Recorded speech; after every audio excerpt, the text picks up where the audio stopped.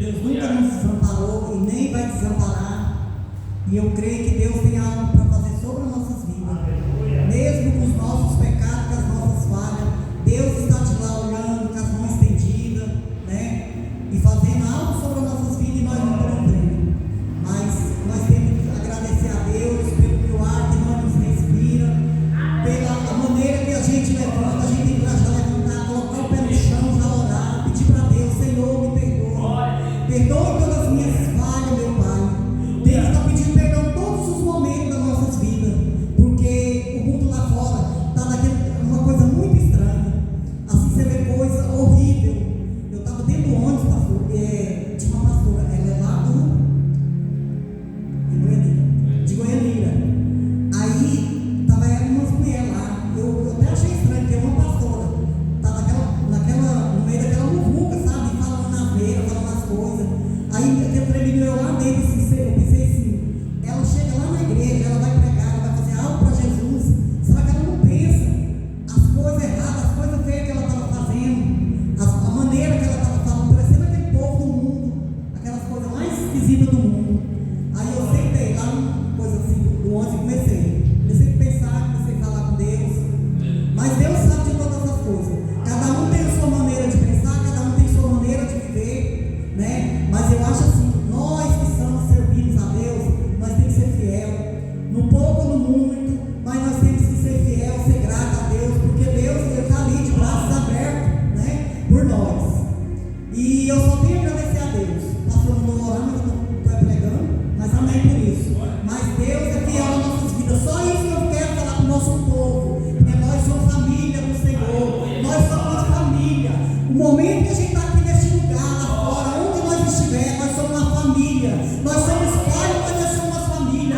Porque Deus tem colocado no nosso coração que vamos aprender, Jesus, que nós vamos aprender, que nós somos uma família, que o Senhor Jesus vem nos encher, vem nos derramar com a presença dEle, que é a partir da hora que a gente colocar nas mãos do Senhor, Ele vai fazer.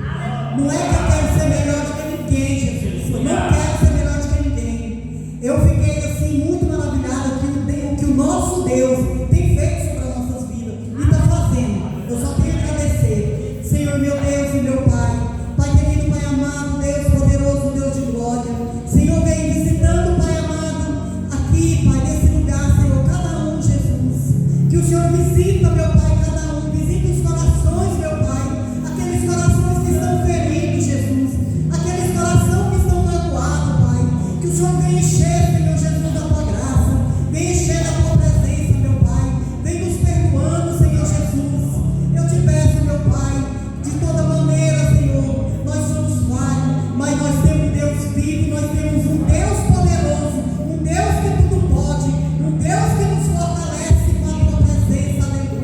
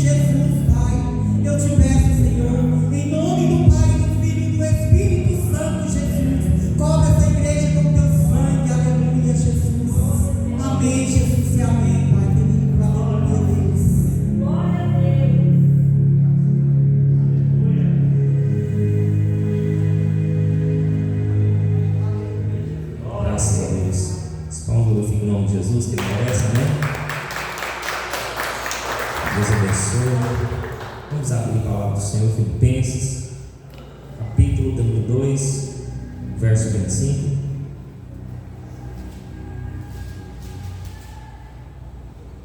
Encontrou? Diz amém? Vamos ler a palavra de Deus. Diz assim o texto: julguei, contudo, necessário mandar-vos Epafrodito, meu irmão, cooperador e companheiro nos combates, e vosso enviado, para prover as minhas necessidades. Diga, igreja, necessidades. Versículo 26: porquanto tinha muitas saudades de vós todos, e estava muito angustiado de que tivesseis ouvido que ele estivera doente.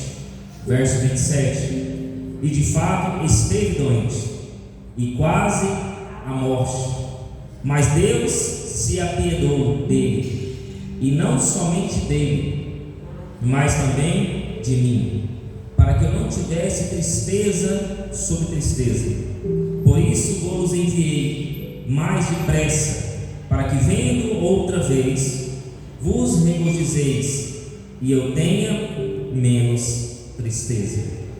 Recebei-o, pois, no Senhor com todo o gozo, e tendo em honra, porque pela obra de Cristo chegou até bem próximo da morte, não fazendo caso da vida, para suprir para comigo a falta do vosso serviço.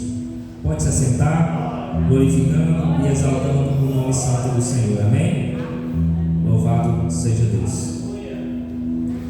Irmãos, aqui nós temos uma mensagem interessante, onde Paulo vai escrever aos Filipenses.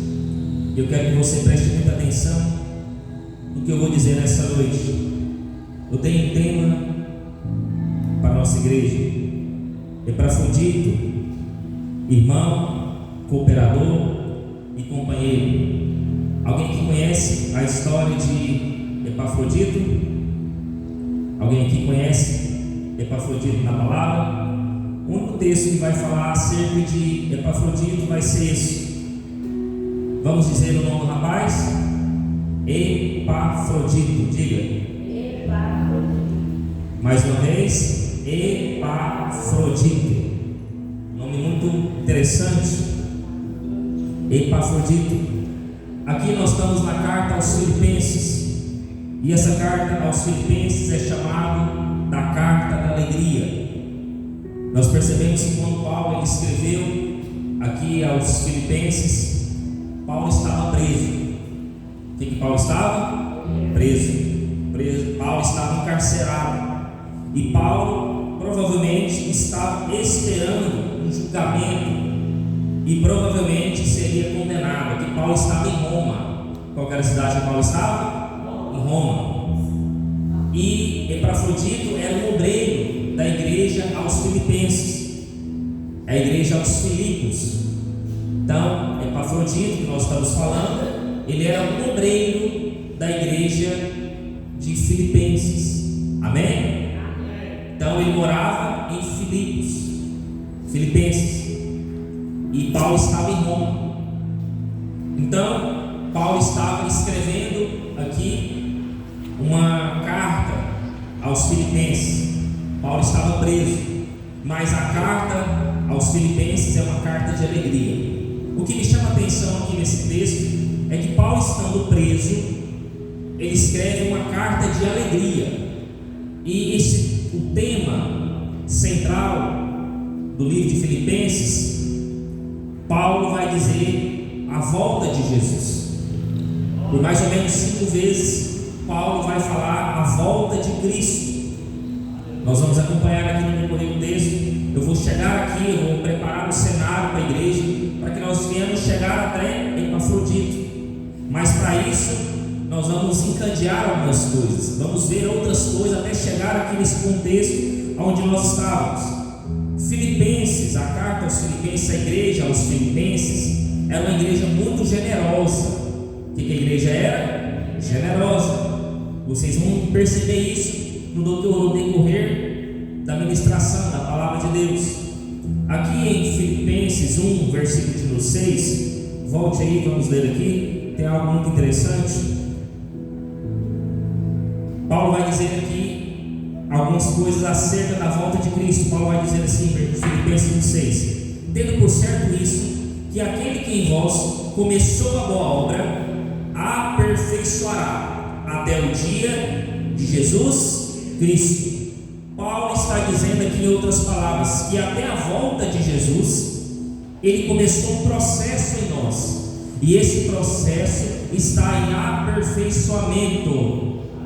Você está se aperfeiçoando para que o processo que Jesus começou na sua vida vai concretizar somente na volta de Cristo. Olha o que Paulo está dizendo: que aquele que começou a boa obra, quem começou a boa obra em nós?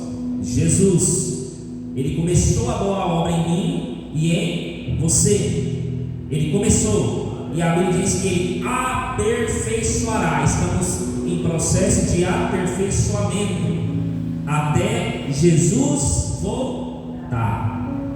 Então nós seremos completos quando Jesus voltar. Até Jesus voltar, nós seremos incompletos.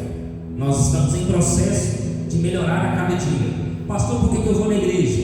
Para que nós venhamos melhorar a presença do Senhor, ser uma pessoa melhor, ser uma pessoa de mais convivência, ser uma pessoa de mais fé, ser uma pessoa, estarmos em união na casa de Deus, louvarmos ao Senhor e prestar o culto a Ele. É para isso que eu venho para a igreja. Aqui em Filipenses 1,10, versículo 10 vai dizer: para que proveis as coisas excelentes, para que sejais sinceros e sem escândalo algum, até o dia de Jesus Cristo. Então Paulo novamente fala da volta de Jesus. Então Paulo até agora está falando da volta de Cristo.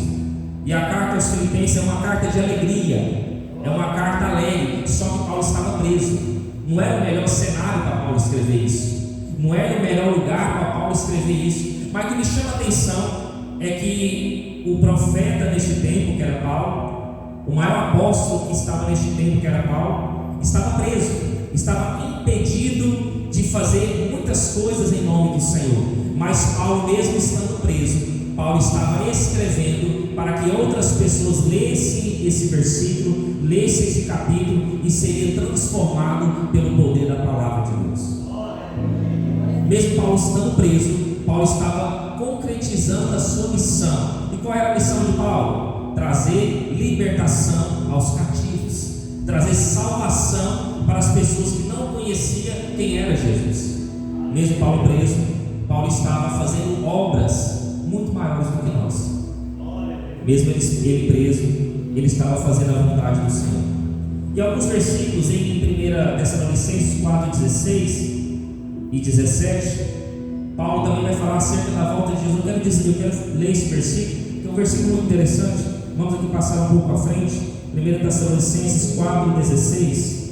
Vamos ler aqui, que tem um versículo muito interessante aqui que eu quero compartilhar com vocês.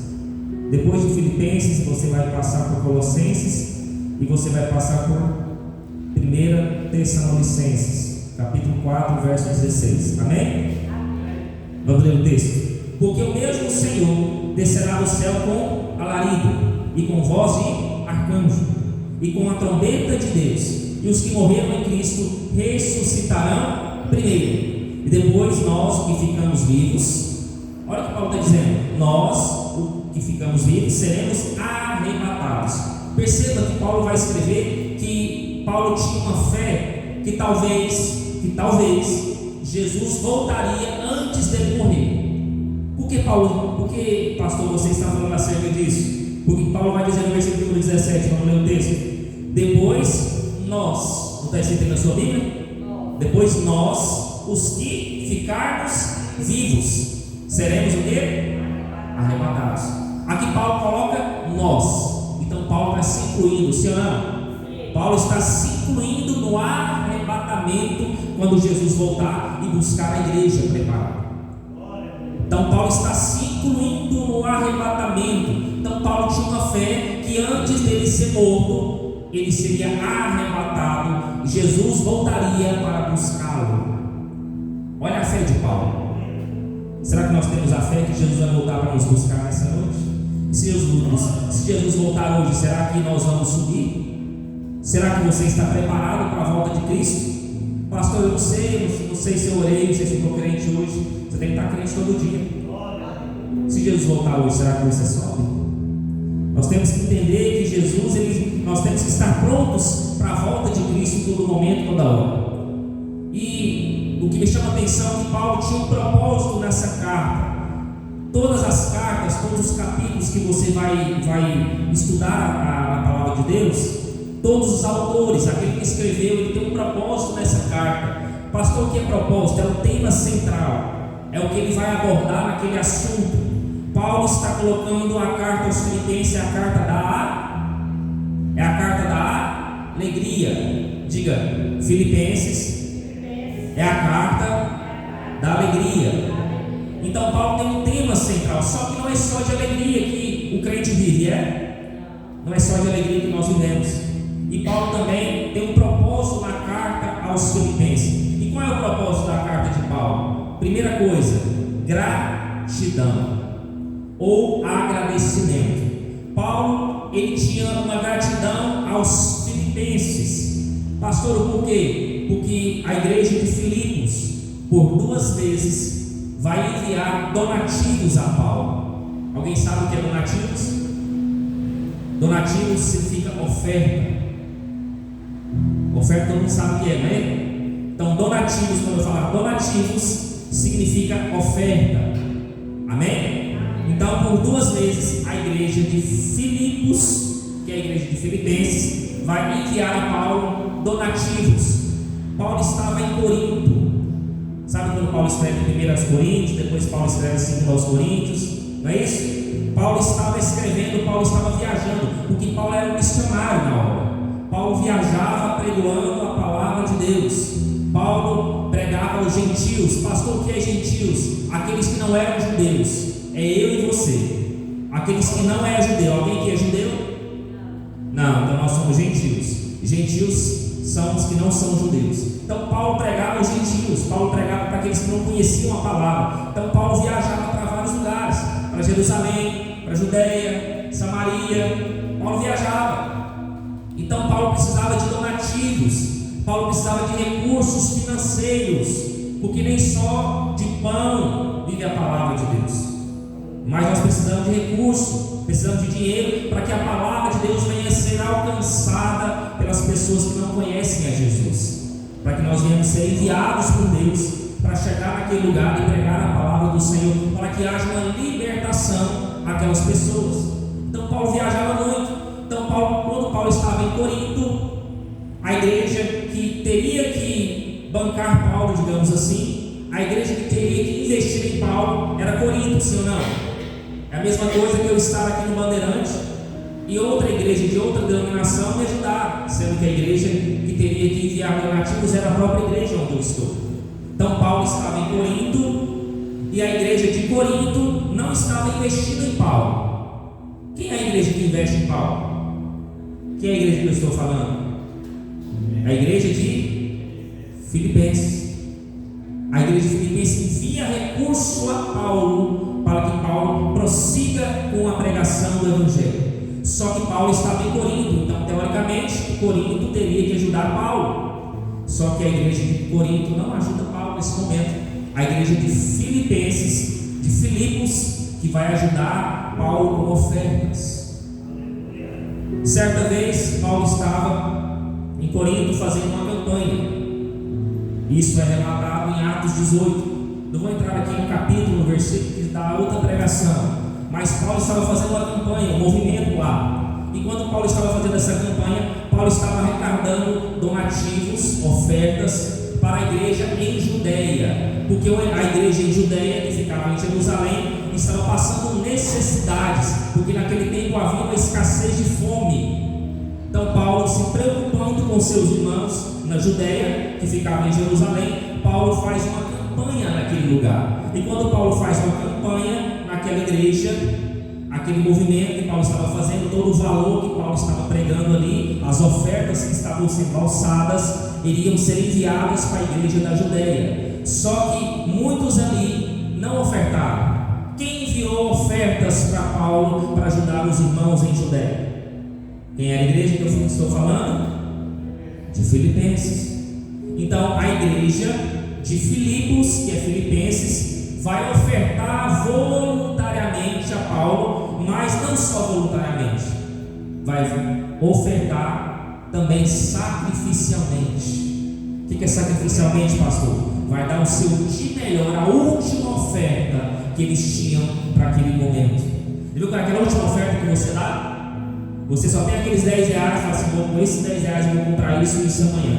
Aí chega o irmão, a irmã com oferta, vamos ofertar na casa do Senhor, o irmão dá aquele sorriso bonito, aquele sorriso alegre. O irmão só tem aqueles 10 reais. E Deus, o Espírito Santo toca nele e fala assim, dá essa oferta. Aí aquela luta, sabe? Parecendo Jacó. Mas eu não vou ofertar, se eu ofertar só tem esses 10, o que eu vou fazer amanhã? E Deus fala, oferta, porque amanhã eu vou prover na tua vida. Aí o irmão fala assim, eu não vou ofertar. Aí Deus fala, oferta. Aí o irmão pega e diz, fala, Senhor, o Senhor é maior do que eu vou ofertar. Então a oferta que ele tinha era a última oferta, era a oferta sacrificial, era o último recurso que ele tinha naquele momento. Então a igreja oferta o último que ela tinha para Paulo. Então Paulo se enche de gratidão por aquela igreja. A igreja de Filipos é uma igreja que eu falei no início? É uma igreja que? Não, alegria é a carta. A igreja de Filipos é uma igreja generosa. A igreja de Filipos é uma igreja generosa. Mas nem só de generosidade, nem só de alegria vive uma igreja, sim ou não? Dentro de uma igreja sempre vai ter alguma coisa. Nem só de bênção não vai viver, nem só de amor vive um relacionamento, nem só de coisas boas. Mas a igreja de Filipos também estava passando por uma necessidade. A igreja de Filipos estava passando por um problema. E Paulo, na cartas aos Filipenses, Paulo vai trazer um alerta para essa igreja. A igreja de Filipos estava passando por um problema interno e um problema também externo. Diga, a igreja de Filipos. Diga bem alto, a igreja de Filipos estava passando um problema interno e externo. Amém? Vamos lá. Daqui a pouquinho vamos chegar em Epafrodito. Amém? A igreja de Filipos estava passando por dois problemas muito grandes. E um desses problemas, havia algo tão poderoso dentro daquele lugar, que Paulo foi tão usado por Deus, pelo Espírito Santo, que Paulo teve que interferir, porque senão a igreja de Filipos iria acabar. Pastor, o que era tão grave que estava acontecendo naquela igreja? Uma igreja tão generosa, uma igreja que ofertava com muito amor, voluntariamente, sacrificialmente, uma igreja que investiu na vida de Paulo, para que Paulo não parasse de evangelizar, para que Paulo não parasse de fazer a obra do Senhor. O que essa igreja tinha de tão perfeita? Meus irmãos, quero fazer uma pergunta para vocês: existe alguma coisa perfeita neste mundo? Existe alguma coisa perfeita? Um carro é perfeito? Um celular é perfeito? Você é perfeito? Quem que é perfeito aqui? Só Deus é perfeito. Sabe o que isso nos ensina? Que problemas vão acontecer, coisas que você não vai, isso eu não previ, coisas sem previsão vai acontecer, e você vai ter que, às vezes ali, ser ali um jogador que joga em qualquer posição. Você vai ter que, como diz aí o ditado popular, se virar nos 30. Então Paulo viu uma desunião naquela igreja.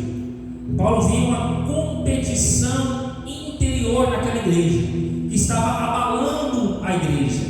Um povo com egoísmo, um povo com vaidade, um povo com divisão. Pensa uma igreja generosa, mas uma igreja que era egoísta, uma igreja que tinha contendas dentro daquela igreja, que tinha uma divisão dentro daquela igreja.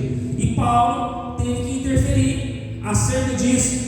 Pastor, aonde o senhor quer chegar? Quero chegar em Filipenses, capítulo número 2. Vamos voltar onde nós estávamos. Capítulo número 2, eu quero mostrar na Bíblia, com base bíblica. Filipenses capítulo 2, verso número 3. Amém, igreja? Vamos ler o texto. Olha o que Paulo diz: nada façais por contenda ou por vanglória, mas por humildade. Cada um considere os outros superiores a si mesmo. Olha o verso 4. Não atente cada um para o que é propriamente seu, mas cada qual também para o que é dos outros. Olha aqui, meus irmãos, o versículo 3: não façais por contenda. Então dentro da igreja estava tendo o quê? Contenda. O que é contenda, pastor? Alguém sabe o que é contenda? Contenda é brigas, é orgulho, é arrogância, desunião, tudo é contenda. Aí Paulo vai dizer: não façais por contenda ou por vanglória. O que é vanglória? A glória é para si. A pessoa que é egoísta, ela pensa em quem? Só nela. Ela pensa no próximo, ela pensa em ajudar alguém. Quando algum irmão está precisando de algum recurso, ela pensa naquele irmão? Não, ela pensa em resolver o problema dela, ela pensa em resolver as causas dela. Então vanglória, a glória é só para si. Aí Paulo está dizendo: mas por humildade. A soberba, a vaidade, o que quebra isso? A humildade. Aí Paulo vai dizendo: cada um considere os outros superiores a si mesmo. O que Paulo está dizendo? Ninguém é melhor do que ninguém. Ninguém é superior a ninguém. Todo mundo é igual na presença do Senhor. Pare de contenda, pare de discussão, pare de brigas. É isso que Paulo está dizendo aqui em outras palavras. Se você tem união, a igreja vai vencer. Se tem desunião, a igreja não vai prevalecer. Se tem glória que vem de Deus, vai ser muito bom. Mas se tem uma glória, não vai dar certo. A glória é só para si. A glória pertence a Deus. Paulo está dizendo: vamos parar de contenda, vamos parar de briga, vamos parar de picuinha. A igreja não vai crescer desse jeito. É isso que Paulo está escrevendo. Aí Paulo diz no versículo número 4: não atente para cada um que é propriamente seu, mas cada qual também para o que é dos outros. Paulo está dizendo assim em outras palavras. Paulo está dizendo assim: pense também no seu irmão. Não pense só em você, não pense só em si mesmo, não pense só você vai ser usado, você vai ser um instrumento. Todos nós somos usados, todos nós somos um instrumento nas mãos do Senhor. Não é só você, Deus pode usar qualquer pessoa. Paulo está falando isso. Não atende só para o que é seu, mas para os outros. Pense no próximo, ame o próximo, respeite o seu próximo. A igreja que tem divisão, ela não rompe, ela não prospera. Então a igreja de Filipos era uma igreja generosa, mas não era uma igreja que estava cheia de competição, estava sendo minada pelo egoísmo, pela presunção, pelas contendas. Aí Paulo também vai dizer em Filipenses 2,14, olha o que diz o texto: fazei todas as coisas sem murmurações e nem contendas. Vamos parar de murmurar, vamos parar de reclamar, vamos parar de contenda, de briga. É isso que Paulo está dizendo. Se assemelha muito com o outro. Aí, meus irmãos, olha para você ver. Capítulo 4, verso 2. Filipenses, passem um pouquinho à frente. Tinha duas mulheres, aqui vai. Vamos lá. Tinha duas mulheres que estavam causando uma discussão enorme. Provavelmente essas duas irmãs eram obreiras da casa do Senhor. E provavelmente essas irmãs, elas eram influentes naquela igreja de Filipos. Ela tinha uma influência muito grande. Olha o que Paulo diz acerca delas. Filipenses 4, versículo número 2. Rogo a Evódia. Qual é o nome da irmã? Evódia. E rogo a Sintique. Qual é o nome da irmã? Sintique. Que sintam mesmo no Senhor. E peço também a ti, meu verdadeiro companheiro, que ajude essas mulheres que trabalharam comigo no Evangelho, e com Clemente e com os outros cooperadores, cujos nomes estão no livro da vida. Aí Paulo diz: regozijai sempre no Senhor. Outra vez digo: regozijai-vos. O que é regozijai-vos? Alegrai-vos. Olha o que Paulo estava dizendo: que existiam duas irmãs que estavam trazendo o quê? Contenda no meio da igreja. Paulo está dizendo: minhas irmãs, Evódia e Sintique, dividir. O negócio era tão grave que Paulo coloca o nome delas no livro de Filipenses. Eu nunca tinha falado dessas irmãs. Estudando aqui, vi que tinha 2 irmãs que estavam passando por esse tipo de problema. E eles vão dizer que sintam mesmo no Senhor. O que Paulo está dizendo para essas mulheres? Vamos parar vocês duas de briga, porque uma competia com a outra. Eu faço isso, eu faço melhor que você. Você louva, eu louvo melhor que você. Você prega, eu prego melhor que você. As duas estavam causando uma contenda. E os irmãos, a igreja estava sendo dividida, estava sendo minada por isso. Então, às vezes, nós temos que tomar posição, observar o que nós estamos falando, fazendo, o que está acontecendo, porque isso pode estar trazendo algo muito grande no mundo espiritual. E às vezes nós não estamos sendo ferramentas de Deus. Então, às vezes, nós temos que parar, pensar, opa, estou falando demais, opa, fiz alguma coisa aqui, não é certo, vou me melhorar, tem que melhorar. A Bíblia diz que o bom obreiro é o que? Irrepreensível. O que é irrepreensível? Ele vê que está fazendo algo errado, ele se repreende. Opa, pisei na bola aqui, falei um negócio aqui, não posso. Olha, não posso fazer isso aqui, não posso fazer isso aqui. Isso aqui não é de Deus. Eu tenho que vigiar aqui, tenho que vigiar ali. Então ele mesmo vai vendo aonde ele está errando e vai melhorando naquilo que ele está errando. Não precisa de chegar alguém e falar, meu irmão, você está errado isso aqui, não. Ele mesmo se repreende. Ele mesmo está vendo que ele está errado. Então Paulo está dizendo para essas 2 irmãs: sintam mesmo no Senhor, sejam humildes, reconheçam a Deus como soberano acima de vocês. Deus é maior do que vocês. Vocês têm que passar o exemplo de Jesus. É isso que Paulo está falando para essas irmãs. Vamos tomar posição, minhas irmãs. Vocês não podem fazer isso, vocês são servas do Senhor. Vocês têm que ser mulheres de exemplos.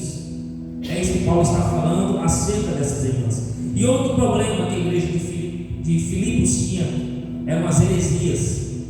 Estava tendo muitas heresias lá. Nisso eu quero fazer comparações aqui bem rápido, a gente está passando aqui por essa parte. Capítulo Filipenses 3:2. Volte aí. Olha o que Paulo está dizendo. Filipenses 3:2. Guardai-vos dos cães, guardai-vos dos maus obreiros, guardai-vos da circuncisão. Paulo estava chamando os falsos profetas de cães. Veja bem, Paulo estava indicando que os falsos profetas eram cães. Quem é cães? Só quer comer a carne, só quer comer a coisa boa, só quer tirar ali a melhor lã da ovelha, só quer tirar o recurso dos irmãos, mas a verdadeira palavra eles não tinham. Eles pegavam a palavra de Deus e distorciam a verdade. Porque existem pessoas que às vezes vão ser instrumento do inimigo, mas nós devemos entender que Deus ele vai nos usar como ferramenta se nós estivermos ligados a Ele, se nós estivermos na presença dEle, se nós estivermos em vigilância, em oração. Deus nos usará como instrumento. Vamos quebrar os paradigmas nesta noite. As heresias vêm para destruir a igreja. O que é heresia, pastor? Palavras distorcidas da Bíblia, versículos isolados que trazem não esclarecimento, mas trazem divisão por meio da igreja. Palavras humanas, inventadas, que não tem na Bíblia, se tornam heresia. Heresia destrói igrejas. Heresias é mentiras, e mentira é contra a verdade de Deus. Deus prega mentira? Deus prega verdade. Então heresia é mentira. Heresias é conto de fada, coisa inventada pelos homens.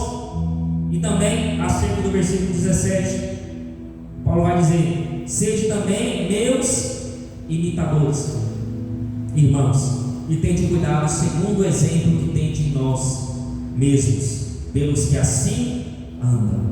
Olha o que Paulo está dizendo. Paulo está dizendo: sejam os meus imitadores, segundo o exemplo. Paulo está dizendo, Paulo está se colocando como exemplo aqui. Paulo tinha que ter muita intimidade com Deus para se colocar como exemplo, para se colocar como homem de Deus.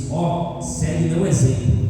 Hoje eu nunca falaria isso, segue meu exemplo. Segue, eu sempre falo, segue o exemplo de Jesus, segue o exemplo de Cristo. Paulo, ele tinha 4 pilares que Paulo Paulo se mantinha a sua fé. Com os pilares, Paulo tinha 4 modelos de homens cristãos em que ele se alicerçava, em que ele estava ali baseado. Vamos entender que são esses 4 pilares. O primeiro pilar está em Filipenses 2:5. Volte aí. Filipenses 2:5. Olha o que diz o texto: de sorte que haja em vós o mesmo sentimento que houve também em Cristo. Quem Paulo está falando aqui? Quem Paulo está falando aqui? Quem é o primeiro pilar que Paulo coloca? Quem é o primeiro modelo que Paulo se espelha? Em Jesus. O primeiro pilar que Paulo vai se espelhar em Jesus. Eu quero ler esse texto. Esse texto é muito maravilhoso. Eu quero ler isso aqui. Só de eu falar de Jesus eu fico muito alegre, fico muito feliz. Olha o que Paulo vai dizer acerca de Jesus, meu irmão. Grava isso, pega um marca-texto, uma caneta, grifa isso daqui, grifa isso.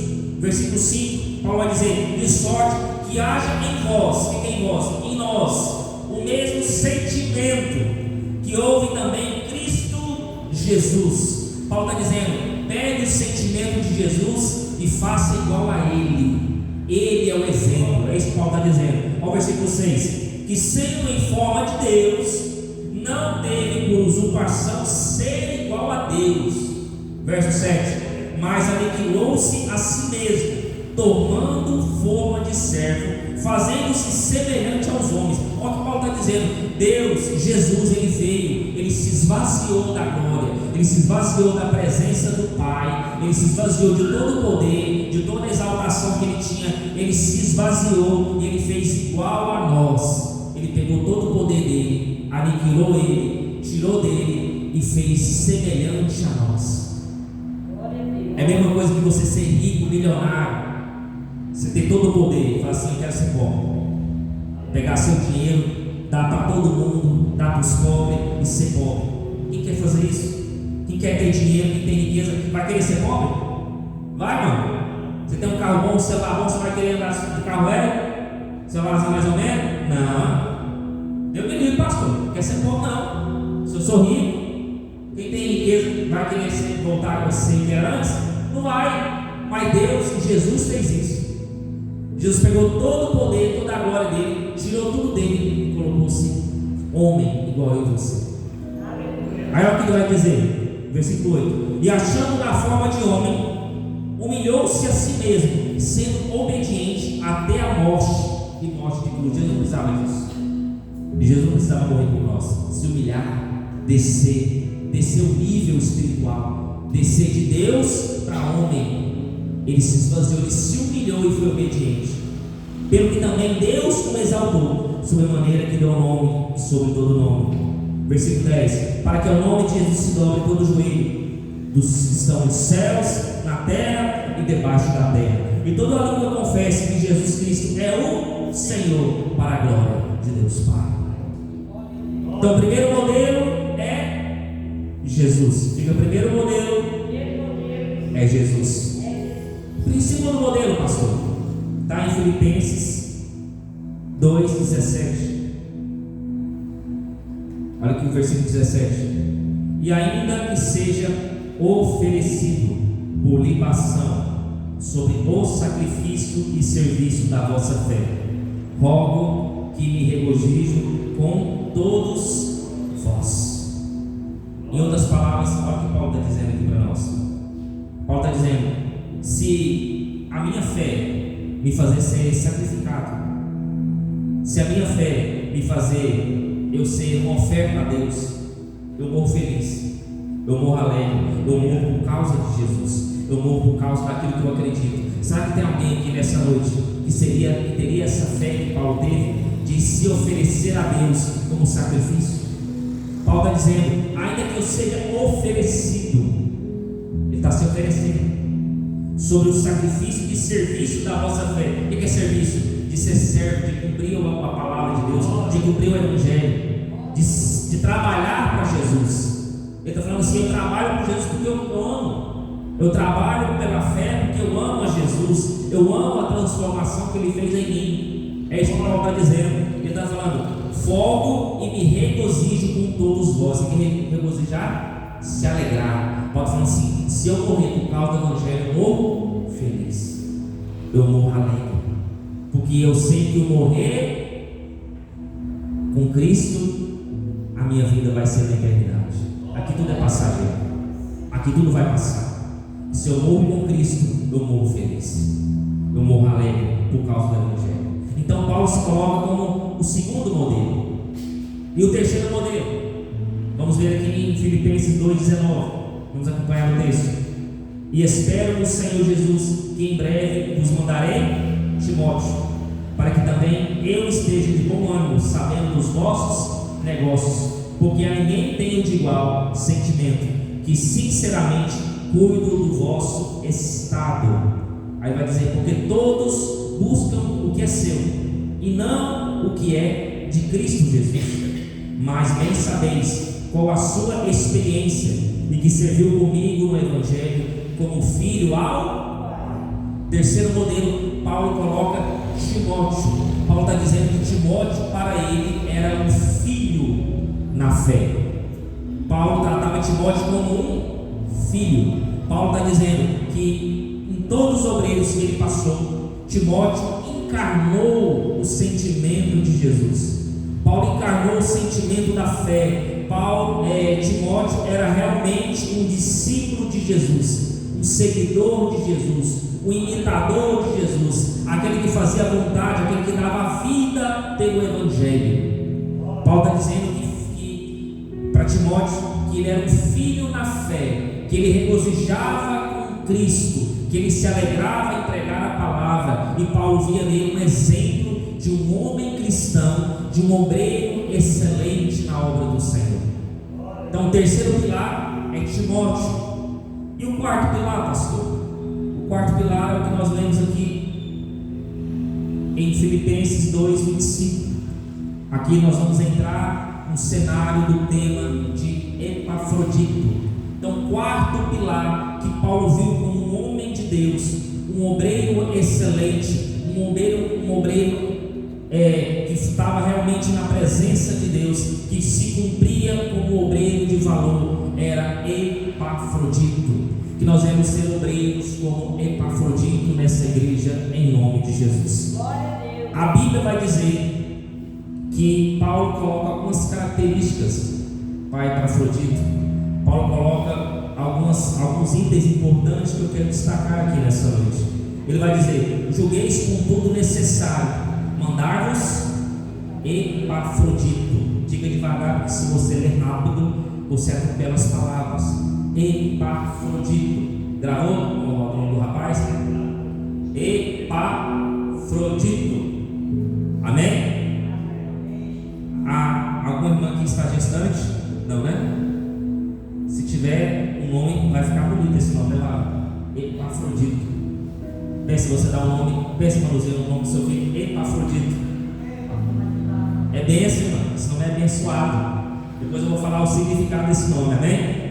Os irmãos me lembram. E a Bíblia vai dizer que Paulo vai dizer: irmão, mandar-vos Epafrodito, meu irmão. Ele vai dizer: meu irmão. Primeira coisa que Paulo diz: meu irmão. Segundo, cooperador. E terceiro, companheiro nos combates, e vosso enviado para prover as minhas necessidades. Pensa aqui comigo, irmãos. Quando você é alguém influente como Paulo provavelmente tinha muitos amigos, sim ou não? Muitos obreiros, muitos evangelistas, muitas pessoas que estavam ali em sua volta. Paulo era usado, Paulo era instrumento na mão do Senhor. A Bíblia diz que Paulo era tão usado por Deus que Paulo tinha um lenço que ele carregava no bolso, e o lenço de Paulo curava. Mais então um lenço no seu bolso, que esse lenço cura. Quando alguém estiver doente, você passa o lencinho lá, não está curado. Paulo era cheio do Espírito Santo. Paulo foi o maior apóstolo da Bíblia. No entanto, ele escreveu 13 cartas. 13 cartas no Novo Testamento é de Paulo. Paulo escreveu mais da metade do Novo Testamento. E sabe o que é mais interessante? Paulo estava preso. Só de que Paulo está preso, sabe quantas cartas Paulo escreveu preso? Sabe? 5 cartas. Paulo escreveu 5 cartas preso. Imagina ele solto. Se ele era perigoso preso, imagina solto. diabo estava enrolado na mão de Paulo. Deus usava Paulo como instrumento. E Paulo vai falar que Epafrodito era irmão. Essa irmandade que Paulo vai dizer, que era um irmão de sangue, que era um irmão que ele realmente olhava para ele e falava assim: eu posso confiar em Epafrodito, eu posso acreditar em Epafrodito que ele vai fazer a obra do Senhor, eu confio nele, eu me dou para ele, porque ele é meu irmão em Cristo Jesus. Sabe qual que é o símbolo que eu me vejo aqui? É como se fosse Davi e Jonatas. Que Davi e Jonatas também, Davi confiava em Jonatas com a própria vida, e Jonatas também confiava em Davi. Eles tinham uma irmandade, eles não eram filhos da mesma mãe, do mesmo pai, mas eles tinham uma conexão de sangue muito grande na presença do Senhor. Eles eram irmãos em Cristo Jesus. E Paulo, o maior apóstolo, vai falar que Epafrodito era irmão dele. Eu nunca vi, se você pode ler a Bíblia, você não vai ver Epafrodito curar ninguém, você não vai ver Epafrodito libertar ninguém, você não vai ver Epafrodito escrever livro, você não vai ver Epafrodito fundar a igreja, mas Epafrodito era irmão e combatente da mesma fé que Paulo, que foi o maior apóstolo em seu século de vida. Olha para você ver como Epafrodito era grande na presença de Paulo. E a Bíblia vai dizer que quando nós estamos soltos, nós temos muitos amigos. Mas imagine quando você está preso, encarcerado, você está sendo julgado, condenado. Paulo iria ser condenado. Quantos amigos você estaria lá para visitar você na cela? Seus verdadeiros amigos estariam lá? Amizade tem muito, né? Mas quando você está passando por um problema, por dificuldade, por uma doença, tem alguém lá te visitando? Só os seus verdadeiros amigos. Aí você vai ver quem é amigo e quem não é amigo. Quando você está na doença, quando você está na prisão. É verdade ou não é que eu estou falando aqui? É verdade ou não é, meu Deus? Quando você está doente, quando você está passando mal, quando você está na prisão, aí só os verdadeiros amigos vão aparecer lá para te visitar, sim ou não? Aí Deus vai mostrar para você quem são os verdadeiros amigos. Só que olha aqui, a igreja de Filipos tinha vários problemas, não tinha? Nós acabamos de ver aqui, era heresia dentro da igreja, os irmãos tendo contenda, os irmãos tendo divisão, egoísmo. Só que tudo isso acontecia, mas era uma igreja generosa. A igreja de Filipos se preocupa com Paulo. Sabe o que eles fazem? Eles mandam quem? Quem que eles mandam lá para Paulo? Quem que é o nome do rapaz? Eles mandaram quem? Epafrodito. Eles mandaram o rapaz. Quem que mandou ele? A igreja aos Filipenses mandou Epafrodito. E deixa eu te falar uma coisa. Sabe quantos quilômetros que era? Epafrodito ficava, ele morava onde? Filipenses. Paulo estava preso aonde? Aonde Paulo estava preso? Qual que é o nome da cidade? Fala alto. Roma. Sabe de Roma até Filipos ou Filipenses, sabe quantos quilômetros que é? 1.200 quilômetros. Naquele tempo existia carro? Não, existia cavalo, carro de carroça. Era horas e horas, era semanas para chegar de Filipenses até Roma. De carro, se existe carro lá no Google aqui colocando, sabe quantas horas de carro? Direto, sem parar, 20 horas. Imagina de cavalo, de carroça, não sei qual que era, como é que era? Camelo, o meio de locomoção nos tempos antigos. Imagina quantas semanas que era para Epafrodito chegar até Paulo. Era horas, dias para que ele chegasse até lá. E sabe o que me chama a atenção? Que Epafrodito, ele era alguém que levava donativos da igreja. Ele chegava com oferta até Paulo, de Filipos. Chegava e Paulo escrevia as cartas, entregava para Epafrodito. Epafrodito pegava essas cartas, voltava e entregava para a igreja. Olha que interessante. Epafrodito não chegava lá com conversinha. Epafrodito não chegava lá com fofoca. Epafrodito chegava lá trazendo alegria para Paulo. Paulo, a igreja lá está crescendo. Paulo, a igreja lá está uma bênção. Paulo, a igreja lá tinha uma heresia, a igreja lá tinha uma bagunça, mas Deus teve misericórdia, e a igreja está melhor, a igreja está crescendo, a igreja está prosperando, porque eu trouxe as suas cartas e eles se alegraram no Senhor, e hoje a igreja está uma bênção. Epafrodito chegava até Paulo e trazia as boas novas, trazia coisas boas, e Paulo escrevia as cartas, entregava para Epafrodito, e Epafrodito levava para a igreja, e a igreja se aconselhava, e a igreja sentia a presença de Deus através das escrituras de Paulo, porque as escrituras de Paulo nós estamos lendo elas aqui hoje, porque a missão de Paulo foi cumprida, que era escrever o evangelho para salvar os gentios. Quem que é os gentios, pastor? Eu e você. Então Epafrodito, ele não era só oferta, Epafrodito não levava só oferta, Epafrodito era a oferta, porque ele vai e fica. O que Epafrodito fez? Foi e ficou. Ele se alegrou com Paulo, e a Bíblia vai dizer que Paulo vai dizer, ele é meu cooperador. O que é cooperador? Aquele que auxilia, aquele que ajuda, aquele que está ali no mesmo ambiente, na mesma adoração, na mesma conexão que Paulo. E Paulo vai dizer, e ele era meu companheiro nos combates. Ele era companheiro nos combates. Eu quero fazer uma pergunta para a igreja: que tipo de mensageiro você tem sido? Será que você for visitar algum irmão que está doente, que está preso, você vai trazer só fofoca, intriga, ou você vai trazer boas novas? Possa a família com a bênção. Porque normalmente quando a gente vai visitar alguém, a gente traz fofoca, né? Contenda, rapaz, o irmão lá matou o outro, você vê, o irmão lá brigou com o outro, nosso seu vizinho lá está na bênção, do mesmo jeito, escutando aquelas músicas, até hoje não é crente.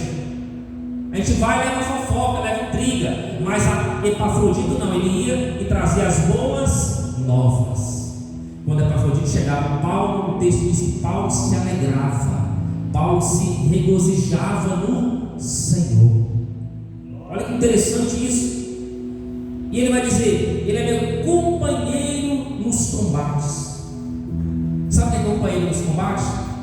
Epafrodito via Paulo e sabia que Paulo era servo do Senhor, sabia que Paulo estava sendo julgado injustamente, mas Epafrodito orava com Paulo, Epafrodito lia a palavra com Paulo, Epafrodito louvava, cantava louvores com Paulo, fazia culto lá. Eu estou até vendo Epafrodito mais Paulo fazendo culto lá, adoração e adorando o nome do Senhor. Epafrodito falava assim: Paulo, a luta não é sua, a luta é nossa, eu vou orar com você. Epafrodito, Paulo, a dificuldade que você está passando não é só sua, é minha também. Epafrodito, o que você está passando a partir de hoje é meu também. Eu vou ser combatente com você, eu vou lutar as suas lutas, eu vou lutar as suas batalhas, eu vou te ajudar em oração, e nós vamos vencer e vamos sair dessa dificuldade. Nós estamos aqui juntos, Paulo, você não está sozinho não. É isso que Epafrodito falava para Paulo: você não está sozinho nessa batalha. Por isso que Paulo vai escrever: ele é meu companheiro nos combates. Será que tem pessoas aqui que é companheiro do outro? Meu irmão, você está passando por uma dificuldade, vamos orar junto. Eu não tenho dinheiro, não tenho recurso, mas eu tenho joelho no chão para nós orar, e Deus pode fazer milagre na tua vida. Vamos orar junto, vamos batalhar junto. Essa batalha não é só sua, é nossa. A partir de hoje vamos lutar, a partir de hoje vamos orar, a partir de hoje vamos fazer campanha. Deus estará presente, Deus vai dar essa vitória para nós. Isso é combater junto. Isso é que Epafrodito fazia. Ele se doava ao extremo para Paulo. Eles tinham uma ligação, eles tinham algo interessante. Aí sabe o que eu vejo as pessoas dizerem? Que a vida do crente é orando. Já dizia um sábio que a nossa vida não é coluna de férias. A vida do cristão é um campo de batalha. Temos que ter pessoas em nossa volta que vai nos ajudar a combater os bons combates. Tem que ter pessoas em nossa volta que são verdadeiros amigos, não é falsos, é verdadeiros amigos que vão pegar a nossa mão e vai nos ajudar em oração, e vai ajudar a gente a passar por essa luta e essa dificuldade junto. Será que tem Epafroditos aqui nessa noite? Será que tem Epafrodito aqui nessa noite? Será que eu estou vendo uma mão levantada para que tenha Epafrodito? Deus vai levantar Epafroditos aqui nessa noite. Pessoas, irmãos, cooperadores e irmãos de batalha, que vai falar: irmão, você está passando dificuldade, eu vou te ajudar em oração. Irmão, você está passando luta, vamos estar juntos nessa batalha. Você não está sozinho, não. O nosso Deus está conosco. O nosso Deus é grande. E Ele trazia as boas novas. Ele tinha um propósito, uma missão. O tempo não nos espera. Mas a gente está achando que o amor bíblico, é flores, né? Nós pensamos que o amor bíblico é flores, mas o amor bíblico não é romântico. O amor bíblico é sacrificial. Pastor, o que é sacrificial? Aquele que se doa. Porque o verdadeiro evangelho é perder para ganhar. O verdadeiro evangelho, eu já falei isso, é pegar a sua cruz, é abrir mão, é entregar o de melhor para Deus. Aí tem gente que quer chegar na igreja e Deus tem que entregar alguma coisa para ele. Não, meu irmão, quem que se entrega é nós. Nós somos uma oferta para Deus. Se você não tem oferta, você é a oferta para Deus. Nós estamos acostumados a cultuar só na igreja, mas eu aprendi que o culto não é só na igreja. Porque a gente está acostumado a cultuar a Deus, é chegar na igreja, né, ouvir uma palavra, ouvir os louvores, orar, o pregador vai lá pregar a palavra e aquilo ali é culto. Não, nós somos o culto para Deus. O que você faz na sua casa é um culto para Deus. O que você faz pelo próximo é um culto para Deus. Por que, pastor, que é um culto para Deus? Porque o que você faz na vida do próximo, você está exaltando e glorificando o nome do Senhor. A nossa vida é um culto. O que você acorda, o que você faz é um culto. O que você fala é um culto. As suas obras é um culto. Porque tudo aquilo que nós fazemos tem que glorificar e exaltar o nome do Senhor. Se eu ajudo o meu próximo em oração, se eu ajudo o meu próximo com uma oferta, se eu ajudo o meu próximo com algumas obras, isso é cultuar a Deus. É o que Epafrodito fazia. Epafrodito estava cultuando a Deus, zelando de Paulo, cuidando de Paulo. Ele estava fazendo a obra do Senhor. Ele estava servindo ao Senhor. Olha aqui, olha essa frase: servir ao irmão é servir a Deus. Vamos falar de novo para você pegar isso aqui. Servir ao irmão é servir a Deus. Quando eu ajudo o meu próximo, eu estou ajudando o Senhor. Sabe por quê, pastor? Porque nós somos imagem e semelhança de... Por isso que quando os profetas chegavam na casa de alguém, ele era bem recebido. Porque aquele que cuidava bem do profeta, cuidava de Deus. Aquele que trazia um pão para o profeta, levava um pão para Deus. Aquele que trazia uma água para o profeta, estava trazendo uma água para Deus. Por isso você tem que tratar bem os profetas. Você tem que tratar bem os pregadores. Você tem que tratar bem os irmãos em Cristo Jesus. Porque você está cuidando de Deus. Você está servindo a Deus. Amém? E a última coisa, olha o texto vai dizer: e de fato, e por quanto as minhas saudades de vós, todos estavam muito angustiados, e que tivesse ouvido que ele estivera doente.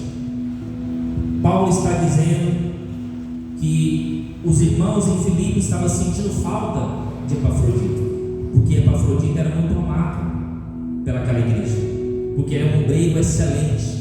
Ele era um obreiro que se doava para a igreja. Ele era um obreiro que se doava para a obra do Senhor. Ele era um obreiro excelente na presença de Deus. Ele fazia tudo com excelência. Ele dava o de melhor para Deus. E outra coisa que eu quero dizer aos irmãos: o amor bíblico não é romântico, é sacrificial. Eu falei isso. Só que o amor bíblico nos ensina que flores têm espinhos. Sabia disso? O amor bíblico, flores têm espinhos. E o amor que não é bíblico, o amor que é romântico, flores têm perfume. Só que tem flores que você vai pegar, vai ter espinho nela. Tem flores que você vai pegar, vai machucar. Isso é o amor bíblico. Mas o amor romântico, o amor que a gente acha que é tudo beleza, tudo bom, as flores têm perfumes. Mas no amor bíblico, as flores têm espinhos. Vai ter hora que você vai pegar, vai ser sentir um cheiro suave. Mas vai ter hora que você vai pegar que vai ter espinhos e você vai machucar. Tem horas que a gente vai machucar, tem horas que a gente vai passar luta, tem horas que a gente vai passar dificuldade, às vezes até pensar em morrer, mas nós não podemos desistir. Amém? E outra coisa, eu quero finalizar aqui, já estou entrando em finalização. E de fato, olha o 27, vamos acompanhar aqui a palavra. A Bíblia vai dizer: e de fato ele esteve doente, a quase a morte, mas Deus se apiedou dele, e não somente dele, mas também de mim, para que eu não tivesse tristeza sobre tristeza. Olha isso daqui, meus irmãos. A Bíblia diz que o amor de Epafrodito era tão grande para com a obra de Deus, que Epafrodito se doou ao extremo. É a mesma coisa que um jogador fazer a sua última jogada. Ele vai dar tudo de si naquela jogada. Ele vai dar tudo de si, vai dar o de melhor, o melhor chute, o melhor drible, e vai fazer o melhor lance que ele tem que fazer. Aqui ele se doa ao extremo para a obra de Deus. Ao entanto ele estava doente. Pastor, que doença é essa? Provavelmente, se você pesquisar lá qual a doença de Epafrodito, não vai se encontrar. Mas naquele tempo, como ele estava em Roma, havia uma peste em Roma, uma febre em Roma, que era como se fosse uma pandemia. Aquela febre tomava as pessoas, e as pessoas morriam muito rápido. Aqui nós já passamos por uma pandemia, sim ou não? Nós já sabemos o poder que tem uma pandemia. O que é pandemia, pastor? Algo em alto escalão, um vírus, uma bactéria. Então, Roma, naquele tempo em que Epafrodito estava visitando Paulo encarcerado, Roma estava acometido de uma enfermidade. Provavelmente Epafrodito pegou essa enfermidade, essa febre, uma malária mais ou menos, que tomou proporção em Roma. E Epafrodito, mesmo sabendo disso, ele não recuou, ele não se acovardou, ele não desviou o caminho, ele prosseguiu para frente. Ele falou assim: eu tenho que cuidar de Paulo, eu tenho que zelar do apóstolo do Senhor. E mesmo assim, Epafrodito doente, mesmo Epafrodito à beira da morte, você não vai ver Epafrodito reclamar. Você não vai, pode ler, você não vai ver Epafrodito murmurar. Você não vai falar ele blasfemando contra Deus. Mas Epafrodito colocou a vida dele nas mãos do Senhor. Eu quero que você interagir com a igreja aqui. Você acha que Paulo orou por Epafrodito? Quero estar perguntando para vocês. Você acha que Paulo orou por ele? Orou ou não orou? A igreja de Filipos soube da notícia que Epafrodito estava doente. A igreja de Filipos orou ou não orou para Epafrodito? Orou ou não orou por ele? E por que Deus não curou ele de imediato? Porque pesquisando acerca da doença de Epafrodito, aqui não fala o tempo que Epafrodito ficou doente. Você pode pesquisar no Google. Lá vai estar escrito que não há registros bíblicos de quanto tempo ele ficou doente. Se foi semanas, se foi meses, se foi um ano. Mas a Bíblia vai dizer que foram dias. Foram dias. Deus não curou Epafrodito de imediato. Tem horas que nós estamos passando por um grande problema, uma grande dificuldade. Deus não vai responder na mesma hora. Você pode ser o maior servo do Senhor, porque Paulo era o maior apóstolo de Cristo.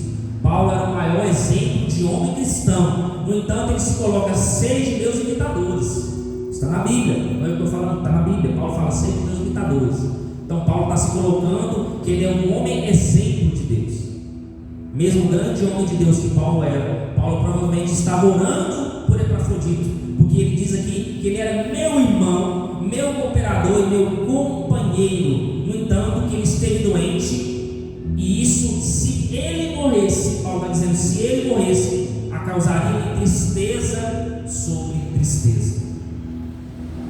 Paulo tinha uma ligação tão grande com este homem, com este obreiro de Filipos, que Paulo falava assim: se ele morrer, vai causar ele tristeza, eu vou ser abatido também, uma parte de mim vai morrer também. Então provavelmente Paulo estava orando por ele, mas mesmo às vezes um homem de Deus orando, Deus não vai responder na mesma hora. Tudo tem um tempo de Deus.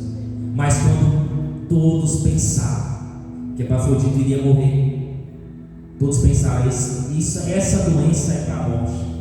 Epafrodito vai morrer. Ele vai morrer por amor a Cristo, por amor à obra, por amor ao Evangelho, por amor à palavra de Deus.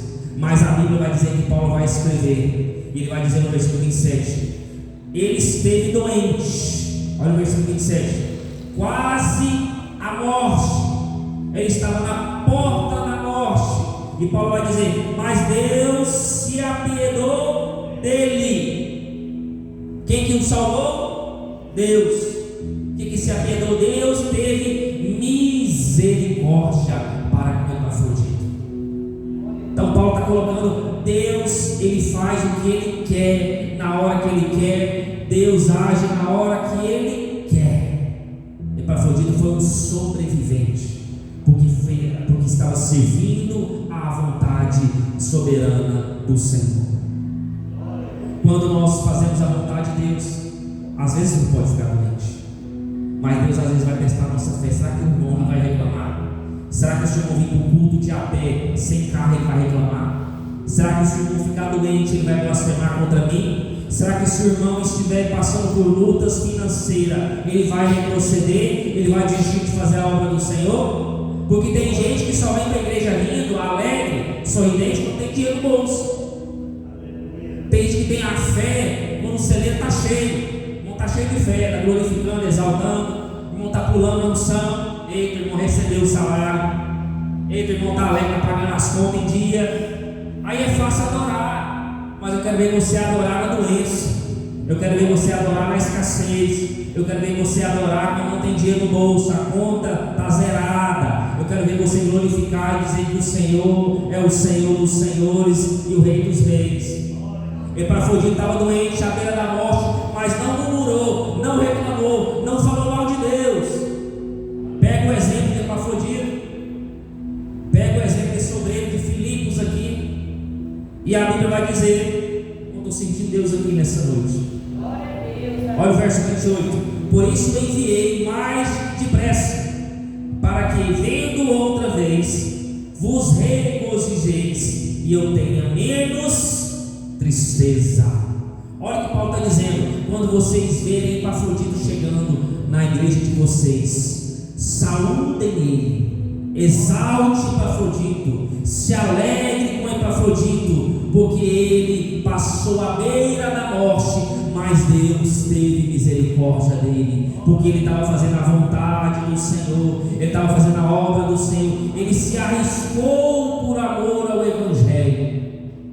E Epafrodito daria a vida dele, se fosse possível, por amor a Deus, por amor a Jesus Cristo. Será que nessa noite nós temos uma fé tão inabalável que nós nos entregaríamos como oferta a Deus, como sacrifício a Deus? Jesus pode me levar hoje, se for da tua vontade, mas eu sei que vou para a glória de Deus. Será que tem Epafroditos aqui que tem essa vontade, esse desejo, que pode ser considerado irmão, cooperador e companheiro no combate? E o versículo 30, para encerrar, porque pela obra de Cristo chegou até bem próximo da morte, não fazendo caso da vida. Quer dizer, ele falou assim, eu vou fazer a vontade de Deus, e mesmo que isto puxe a minha vida, para suprir para comigo a falta do vosso serviço. Epafrodito estava arriscando a sua vida por amor a Deus, para cumprir a obra do Senhor. E o nome Epafrodito significa generoso, amável, gracioso. O nome desse obreiro simboliza a vida dele, porque Epafrodito foi amável, ele amou a obra do Senhor, ele amou a Paulo como a um irmão. Epafrodito era generoso, no entanto ele trazia as ofertas para Paulo, trazia as boas novas e levava para a igreja de Filipos as escrituras de Paulo, que traziam o que? Alicerce, que trazia a base para aquela igreja, que fazia aquela igreja prosperar, porque a Bíblia diz: conhecereis a verdade e ela vos libertará. Paulo, Epafrodito levava as escrituras de Paulo, e isso estava trazendo vida para aquela igreja, estava trazendo crescimento para aquela igreja. estava trazendo a bênção e a glória de Deus para aquela igreja. Mas quando Epafrodito chegava, Epafrodito trazia as boas novas para Paulo. Paulo, a igreja está crescendo, a igreja está prosperando. Graças a Deus que Deus tem te usado para escrever as sagradas escrituras. E isso tem dado base e alicerce para a nossa igreja. Então Paulo se sentia feliz e Paulo se sentia: estou fazendo a minha missão. A minha vida não está sendo em vão. Eu estou abençoando outras pessoas através de Epafrodito. E último versículo da noite, Filipenses 4, último versículo 4:18. Só tem esses dois textos que vai falar de Epafrodito. Filipenses 4:18. Mas bastante tenho recebido e tenho em abundância. Olha o que Paulo está dizendo. Vamos destrinchar isso aqui. Mas bastante tenho recebido e tenho em abundância. Quer dizer, muitas ofertas têm chegado a mim, muitos recursos têm chegado até mim. É isso que Paulo está dizendo. Aí vai dizer: cheio estou. Quer dizer, estou satisfeito, não está faltando nada para mim. Até que compreendeu a igreja? Paulo está dizendo: não está faltando nada, estou tranquilo, estou de boa. Aí vai dizer: depois que recebi de Epafrodito, depois que eu recebi dele o que vossa parte me foi enviado. Quer dizer, Epafrodito está chegando aqui com ofertas, com donativos. Eu estou satisfeito, eu estou cheio. Mas mais importante para mim não é a oferta. Olha o que Paulo está dizendo aqui, igreja. O que é mais importante para mim não é a oferta, é Epafrodito que está vindo com as ofertas. Ele está dizendo que foi enviado como cheio de suavidade. Olha o que Paulo está dizendo: e sacrifício agradável e aprazível a Deus. Paulo está dizendo: o mais importante não é os donativos, o mais importante não é a oferta, o mais importante é Epafrodito, o servo do Senhor. Porque quando eu estou triste, ele me alegra. Quando eu estou chateado, ele fala de Deus para mim, ele fala das boas novas, ele traz alegria ao meu coração. E isso está trazendo um cheiro de suavidade. E Epafrodito, ele veio como sacrifício. Epafrodito não é a oferta, ele não trouxe a oferta, ele é a oferta. Tem diferença. Quando a irmã vem trazer a oferta, você dá o dinheiro, né? Isso é dar a oferta. Mas tem hora que Deus não quer a oferta, tem hora que Deus não quer que você dê a oferta, tem hora que Deus quer que você seja a oferta. Tem momento na nossa vida que Deus não quer o dinheiro do nosso bolso, Ele quer que nós sejamos a oferta. Epafrodito não só deu a oferta, mas ele se entregou para ser a oferta, em nome de Jesus. Seja a oferta que Deus precisa nessa noite. Levanta a mão quem vai ser a oferta que Deus precisa nessa noite. Você vai ser sacrifício agradável. Deus vai receber de você. Você é a oferta. E aprazível a Deus. Que é aprazível? Alegre. Você vai trazer alegria para Deus. Porque tem hora que Deus não quer o nosso dinheiro. Deus não quer dinheiro nosso. A igreja precisa, mas Deus não precisa disso. Deus quer que nós sejamos a oferta. Jesus, ele veio e foi a oferta. E Jesus, ele não deu a oferta, ele foi a oferta. Sim ou não? Ele foi a oferta. Ele foi o último Adão.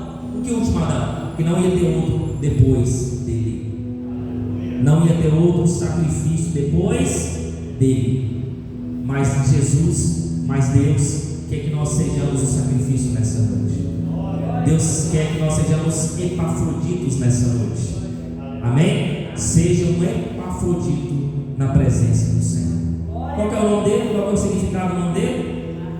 Amável, generoso, gracioso.